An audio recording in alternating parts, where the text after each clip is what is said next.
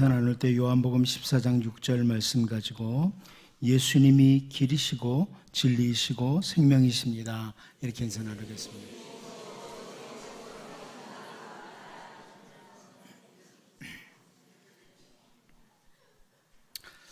(1517년 10월 31일은) 독일의 비텐베르크의 마르틴 루터가 95개조를 발표하고 종교개혁을 시작해서 오늘의 프로테스탄트 교회의 발판을 놓은 날입니다. 종교개혁 당시의 개혁자들은 이 로마 중세 캐톨릭 교회의 비성경적이고 파행적이고 의식적인 그 종교의 모습을 보고 성경적인 바른 기독교로 되돌려가자, 성경적인 기독교로 돌아가자, 이 일을 위해서 최선을 다했습니다. 이것을 위해서 종교개혁자들은 이 개혁의 핵심이 바로 오직 성경으로, 솔라 스크립투라, 오직 성경으로, 그리고 오직 믿음으로, 솔라 피데, 오직 믿음으로, 또 하나는 오직 은혜로, 솔라 그라티아를 외치면서 오직 하나님께만 영광을 돌려야 된다, 솔리데오 글로리아, 이렇게 구호를 외치면서 삶을 다짐했습니다. 그런데 오늘날 종교개혁의 후손이라고 하는 우리 개혁교회는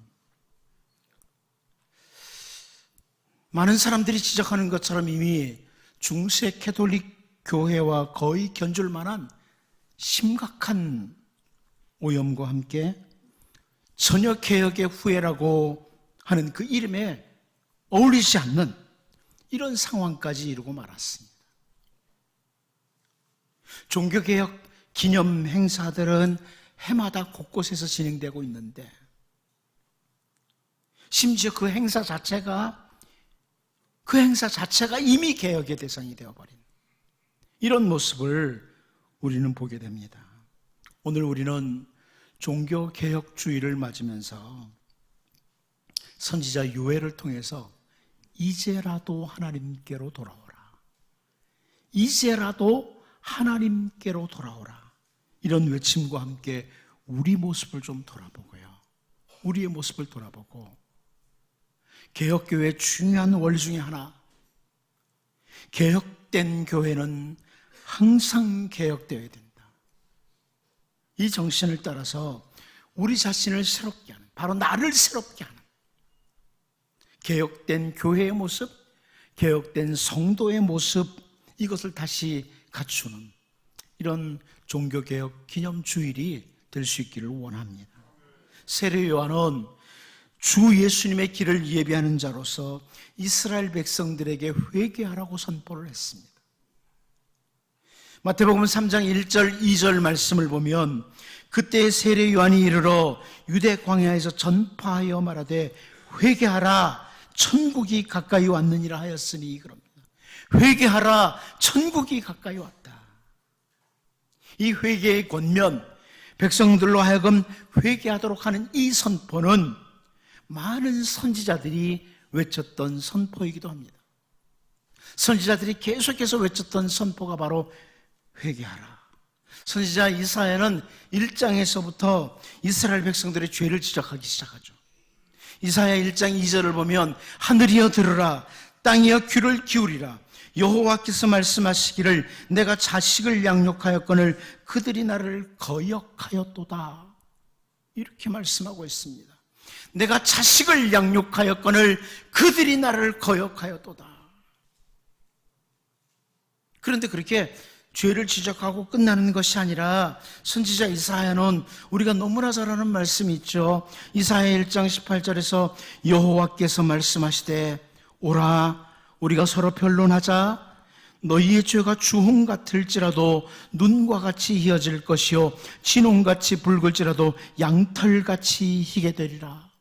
이렇게 말씀하시면서 우리가 죄의 길에서, 잘못된 길에서 벗어나기를 하나님은 기다리시고 계신다는 것을 보여줍니다.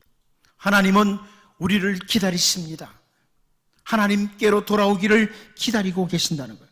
그래서 다시 이사야 2장 5절 말씀에서 야곱 족속아 오라 우리가 여호와의 빛에 행하자 이렇게 돌이켜 회개할 것을 권면하고 있습니다. 여호와의 빛에 행하자.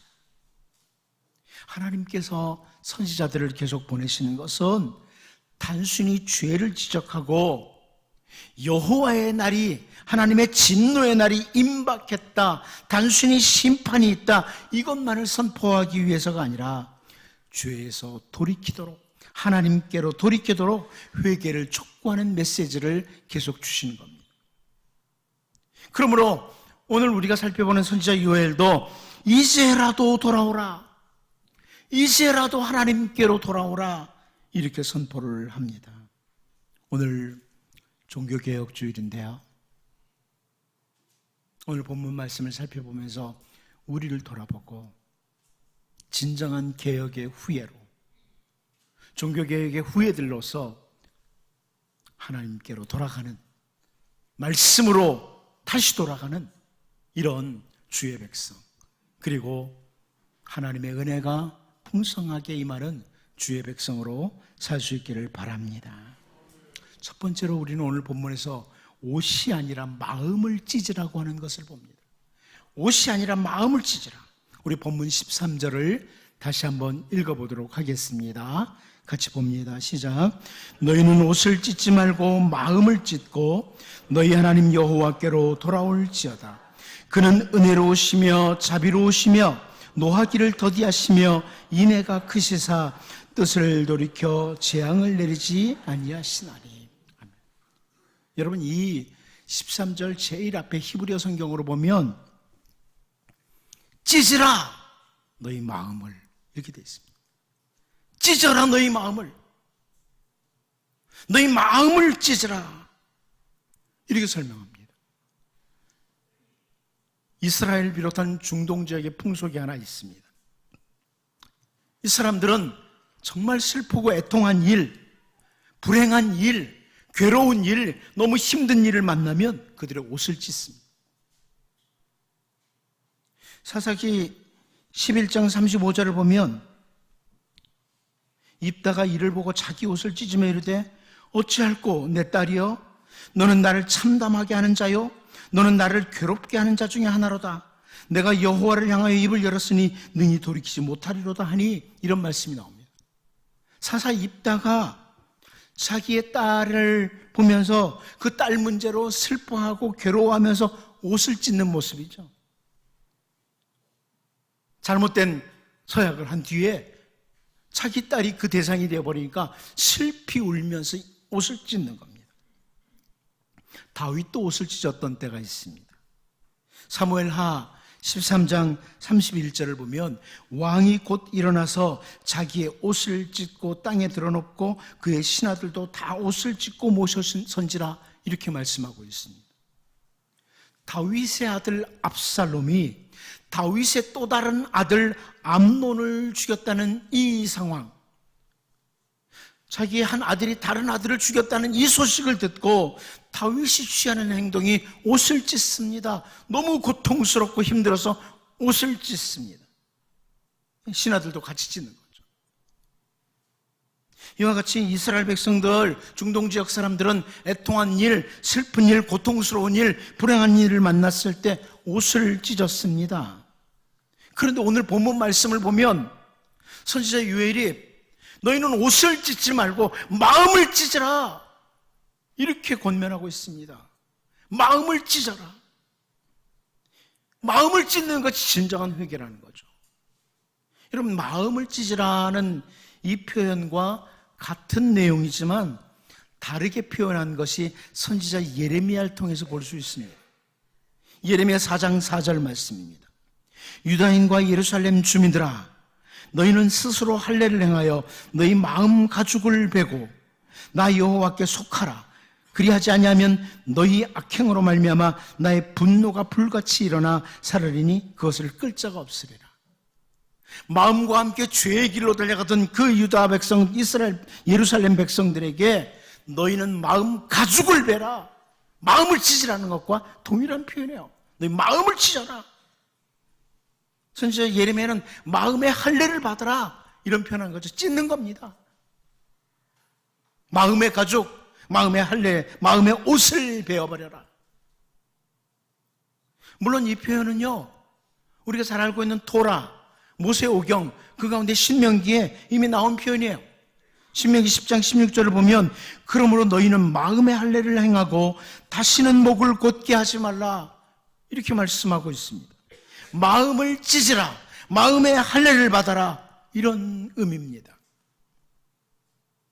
그리고 선지자 에스겔은 에스겔 36장 26절을 통해서요, 또 새 영을 너희 속에 두고 새 마음을 너희에게 주되 너희 육신에서 굳은 마음을 제거하고 부드러운 마음을 줄 것이며 그럽니다. 죄로 달려가는 마음 찢어버리면, 악한 길로 달려가던 그 마음 찢어버리면 하나님께서 새 영을, 새 마음을 주신다. 굳은 마음, 돌 같은 마음 다 찢어버리고 부드러운 마음을 주신다. 이렇게 말씀하고 있습니다. 오늘 우리들도 마찬가지입니다. 여러분, 입술로만 형식적으로 죄를 고백하고 죄에 대해서 그저 옷이나 찢고 애통하는 이런 모습이 아니라 우리 주님을 모시는 그 마음, 온 마음으로 하나님께 향하는, 마음을 찢고 하나님께로 향하는 이것이 개혁입니다. 마태복음 26장 75절을 보면 이에 베드로가 예수의 말씀에 다구기 전에 네가 3번 나를 부인하리라 하심이 생각나서 밖에 나가서 심히 통곡하니라 그럽니다. 여기 심이라고 하는, 심히 통곡했다 그러는데 심이라는 단어가 통렬하게, 난폭하게 이런 의미를 가진 단어예요. 자기의 죄를 생각하고 통렬하게 울었던 마음을 찢는 베드로의 모습, 이것을 보여주죠. 이렇게 마음을 찢으면서 회개할 때 하나님 정말 잘못했습니다. 돌이킬 때 하나님은 베드로를 일으켜 주시는 겁니다. 베드로를 다시 사용하시는 겁니다. 우리가 죄에 대해서 이렇게 자세를 가져야 됩니다. 참 많은 성도들 가운데 죄를 아주 가볍게 생각하는 사람들이 있습니다. 그래서 세상 사람들도 그렇게 조롱합니다. 실컷 나쁜 짓 해놓고서 교회에 와서 용서해달라 그러면 다 해결돼. 너무 간단하게 생각한다는 거예요. 어차피 용서해달라고 하면 용서해 줄 건데 뭐. 그래서 세상에서 온갖 악한 짓은 다 하고 교회에 와서 눈물 몇 방울 흘리면서 하나님 잘못했어요, 그러면 된다는 생각을 가진 사람들이 너무나 많다는 겁니다. 이 세상 사람들도 조롱을 해요, 그리스도인들을. 그런 모습을 보면서. 여러분, 죄에 대해서는요, 성경에서 분명히 말합니다. 마음을 찢는 자세를 가져야 돼요. 이 개혁이에요. 하나님께로 마음을 찢고 돌아서. 오늘날 개혁을 부르짖는 사람들이 자기 자신을 올바로 바라보지 못하고 부패한 기독교의 현실, 싸움판과 다름없는 정치의 세계 혹은 어두운 모습들을 바라보면서 교회가 개혁되어야 된다고 소리만 높이는 경우가 많습니다. 하지만 진정한 개혁은 가장 먼저 이루어지는 것이 뭐냐면 자기의 개혁입니다. 자기가 개혁되는 거예요. 역대하 34장 19절을 보면 왕이 율법의 말씀을 듣자 곧 자기 옷을 찢더라 이렇게 말씀하죠. 요시야 왕입니다. 여러분, 요시야 왕은 경건한 왕 중에 한 사람입니다. 그런데 하나님의 말씀을 들었을 때 자기 옷을 찢었다고. 백성들을 바라보면서 너희들이 그렇게 죄의 길로 가니까 이게 아니고요, 자기 옷을 찢었다. 다른 사람부터가 아니라 나부터라는 겁니다. 내 마음을 먼저 찢는 것이 개혁이에요. 왜 교회들이 이러냐, 왜 예수 믿는 사람들이 이러냐, 왜 세상이 이러냐, 이게 아니고요, 자기입니다. 자기의 개혁부터. 제가 자주 언급했지만 히브리서 기자는 바로 그런 이유로 인해서 히브리서 12장 4절에서 너희가 죄와 싸우되 아직 피 흘리기까지는 대항하지 않냐고 이렇게 말씀합니다.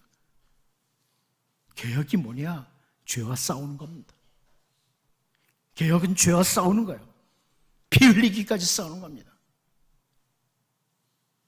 다윗은 시편 51편 17절에서 하나님께서 구하시는 제사는 상한 심령이라 하나님이여 상하고 통회하는 마음을 주께서 멸시하지 아니하시리이다 이렇게 표현을 했습니다. 하나님은 우리가 상한 마음, 통회하는 마음으로 나올 때 하나님이 기뻐하신다는 거예요.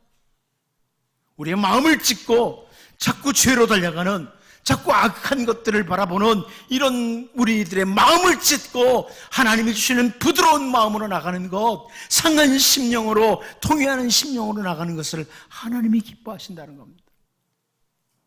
이 상하고 통회하는 마음이라는 표현인데요, 상하고라는 이 단어는 깨뜨리다, 부수다 이런 의미를 가지고 있어요. 하나님 앞에 자기의 죄로 달려가고 악으로 달려가는 마음을 깨뜨려 버리고 부숴버린다 이거예요. 통회하다는 단어, 눌리어 뭉개지다, 부수어지다, 죄를 깊이 뉘우치다 이런 의미를 가진 단어예요. 상하고 통회하는 마음, 그런 마음으로 나와야 된다. 내가 이렇게 가도 언젠가 용서해 주실 거야, 이게 아니라는 거예요. 그런 사람은 개혁의 후예가 아니에요. 정말 마음을 찢으면서 죄로 얼룩진 우리의 마음을 깨뜨리고 부수고 죄를 깊이 뉘우치면서 하나님께 나아가는 것, 이것이 개혁입니다.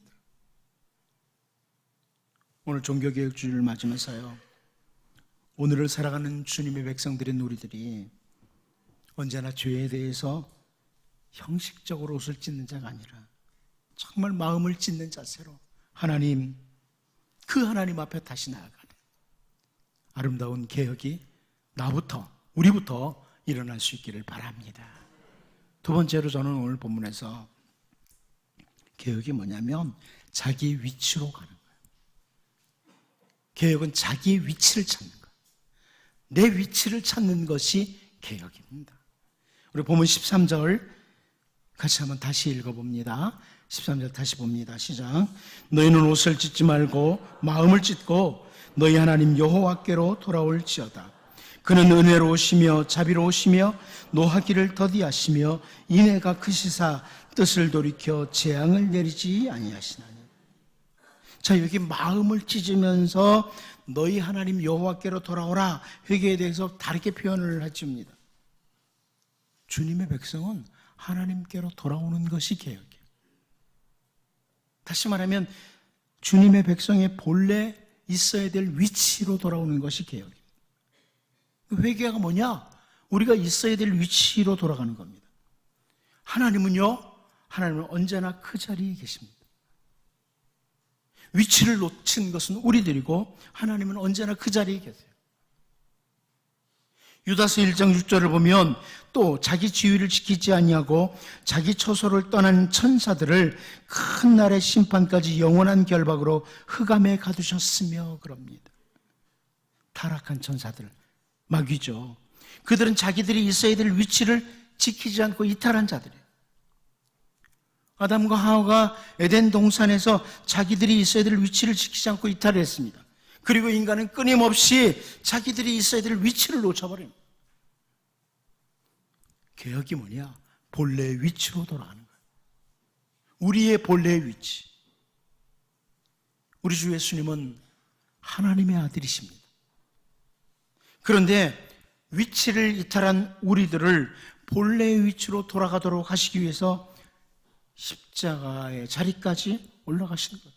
하늘 영광 보좌를 포기하시고 십자가의 자리까지 올라가시는 거예요. 예수 그리스도로 말미암아 하나님의 자녀가 되는 권세를 가진 우리들은 내 위치를 잘 확인해야 돼요. 우리는 하나님의 자녀입니다. 하나님의 자녀의 위치를 찾아야 돼요. 세상에서 하나님의 자녀의 위치를 찾아야죠. 우리 주님이 말씀하신 것처럼 너희는 세상의 빛이라, 너희는 세상의 소금이다. 그 위치를 찾아야 돼요. 세상의 소금으로, 세상의 빛으로서의 그 위치를 찾아야 됩니다. 교회가 세상에 존재하면서 있어야 될 위치를 놓쳐버린 거예요. 잃어버린 거예요. 목사가 마땅히 있어야 될 위치를 잃어버린 겁니다. 성도들이 마땅히 있어야 될 위치를 잃어버린 거예요.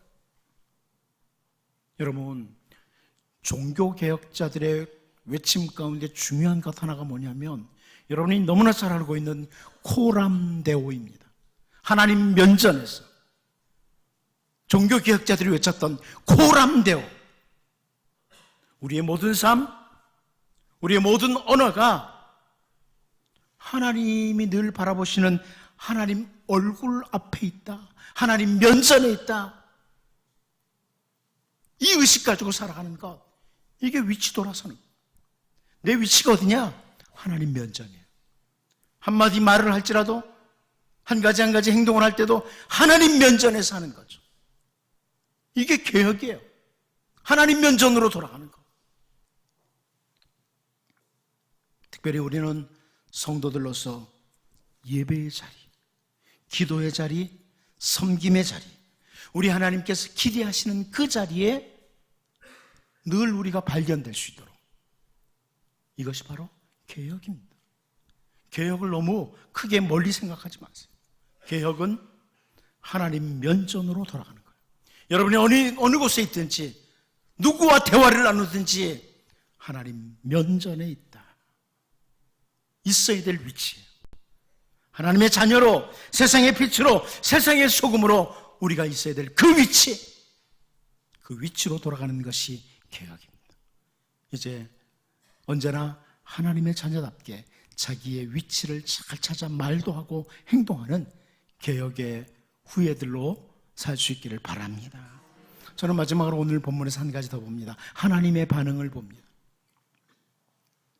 다시 오늘 본문 13절 읽어보도록 합니다. 같이 봅니다. 시작. 너희는 옷을 찢지 말고 마음을 찢고 너희 하나님 여호와께로 돌아올지어다. 그는 은혜로우시며 자비로우시며 노하기를 더디하시며 인애가 크시사 뜻을 돌이켜 재앙을 내리지 아니하시나니. 아멘. 자, 여기 마음을 찢고 우리가 본래 하나님의 자녀로 있어야 될 위치로 돌아설 때 하나님께서는 어떻게 우리에게 반응을 하시느냐, 하나님 어떤 분이시냐, 선지자 요엘이 하나님에 대해서 소개해주고 있습니다. 이 모습은요, 이 표현은 우리가 마음 놓고 하나님께로 돌아갈 수 있다는 이유이기도 해요. 기껏 회개하고 돌아섰더니, 죄를 짓는 삶을 살다가 기껏 돌아섰더니 하나님이 회초리 하나 딱 들으시고 그동안 잘못 간 만큼 좀 맞자, 이러시는 것이 아니라 하나님은 은혜로우시며 자비로우시며 노하기를 더디하시며 인애가 크신 분이시라, 이렇게 설명해줘요. 여러분 이거 보면서 그럼 하나님 이용해도 되겠네, 맘대로 살다가, 이렇게 생각하면 정말 개혁주의자들의 후예가 아닙니다. 은혜로 구원을 받은 사람은 그렇게 살지 않는다고 칼빈이 굉장히 강조를 하죠. 은혜와 자비는 하나님의 속성입니다. 종교개혁자들이 크게 외쳤던 원리 중에 하나가 솔라 그라티아예요. 오직 은혜로예요. 은혜로. 하나님의 은혜로 구원받은 백성들에게 은혜로 사는 것이 회복되어야 된다. 은혜로 구원을 받았고 은혜로 사는 삶, 이게 바로 개혁이라는 거예요. 우리 주님은 죄로 말미암아 육체의 죄뿐만 아니라 온통 병든 이 세상을 치료하기 위해서 영원히 멸망받을 인생들을 치료하시기 위해서 이 땅에 오셨고 십자가에서 그 모든 죄를 다 지시고 죽으셨습니다. 그리고 하나님께로부터 우리에게 내리시는 은혜의 통로를 여신 거예요. 주님은 십자가에서 우리에게 내리시는 그 은혜의 통로를 열어주신 겁니다. 우리가 아까 인사했을 때 예수님이 바로 길이시라고 했습니다. 은혜의 길이죠. 은혜의 통로예요. 예수님은 은혜의 통로를 열어주셨습니다. 중세교회는 구원이 자기들의 노력으로 얻어지는 것처럼 잘못 가르쳤습니다. 그래서 여러분 잘 아는 마르틴 루터도 이 무릎으로 계단을 막 기어 올라가기도 했습니다. 고행을 행함으로, 금식함으로, 자기 몸을 학대함으로, 혹은 헌금을 풍성하게 드림으로 구원의 은혜가 있는 것처럼 잘못 가르쳤습니다. 오직 은혜로 구원을 받고 우리는 오직 은혜로만 살 수 있습니다. 이 개혁의 정신이에요. 우리의 구원도 은혜고 우리의 모든 삶이 은혜입니다. 하나님의 은혜로 살아가는 이 삶이 회복될 때 그것이 바로 종교개혁이라는 거예요. 개혁이라는 거예요. 여러분, 오늘도 은혜 아니면 살 수가 없습니다. 이거 놓치면 안 됩니다. 은혜 아니면 살 수가 없다. 은혜의 통로를 열어주신 주님으로 말미암아 하나님께서 내리시는 그 은혜로만 우리가 살 수 있다. 하나님 바라보는 거죠. 우리가 잠깐 주목하고 싶은 부분이 여기 뜻을 돌이켜라. 13절에 뜻을 돌이켜라고 표현하는 거죠. 이 뜻을 돌이켰다. 하나님이 뜻을 돌이켰다. 이 표현을 뉴 인터내셔널 버전, 영어 성경 가운데 뉴 인터내셔널 버전에서 어떻게 번역을 했냐면 He relents 그렇게 번역했습니다. 이 단어는 무슨 뜻이에요? 하나님의 마음이 부드러워지다. 하나님이 동정을 베풀기 시작한다. 하나님이 우리를 불쌍히 여기신다. 이게 은혜예요. 뜻을 돌이켰다. 우리가 지금까지 잘못 살았던 그 삶에 대해서 마음을 찢으면서 통렬하게 회개하고 하나님께로 돌아서면, 하나님 면전에 서면 하나님은 우리를 향하여 마음을 부드럽게 하시고 우리를 받아주시고 우리를 긍휼히 여기시고 우리를 받아주심으로 우리에게 말로 형용할 수 없는 은혜를 또다시 내려주시는 분, 그 하나님을 보여주는 거예요. 여러분, 그동안 인생을 살아오는 동안 여러분 많은 경험도 있고 또 실력도 있죠. 나는 하나님 은혜 없어서 잘 살 수 있어, 이런 분 있으십니까? 아닙니다.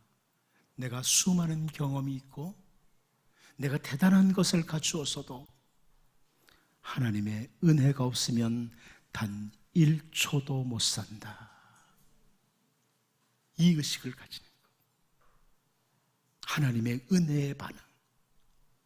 하나님, 이제 은혜를 사모합니다.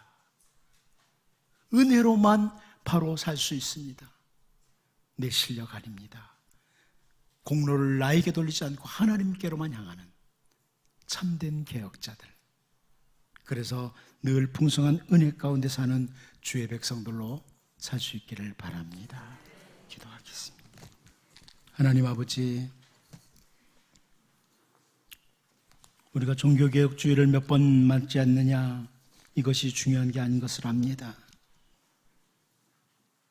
오늘 종교개혁주의를 맞으면서 형식적으로 옷을 찢는 그런 입술로만 죄를 고백하는 자들이 아니라 마음을 찢는 자세로 정말 하나님 앞에 경건하게 진실하게 살고자 하는 다짐과 함께 나부터 개혁하고 나아가는 이런 주의 백성들 되게 하여 주시옵시고, 하나님이 우리에게 있기를 기대하는 그 위치를 언제나 확인하고 언제나 예배하는 자리, 기도의 자리, 섬김의 자리, 하나님이 기대하시는 그 자리, 세상의 빛이요 소금으로 그 자리에서 발견되는 우리가 되게 하여 주옵소서. 하나님, 오늘도 은혜를 기다립니다. 은혜 아니면 살 수가 없습니다. 하나님의 은혜를 사모하며 하루하루 순간순간 살아가는 개혁의 후예들로 살게 하여 주옵소서. 예수님의 이름으로 기도하옵나이다. 아멘. 우리 찬송가 586장으로 찬양하겠습니다.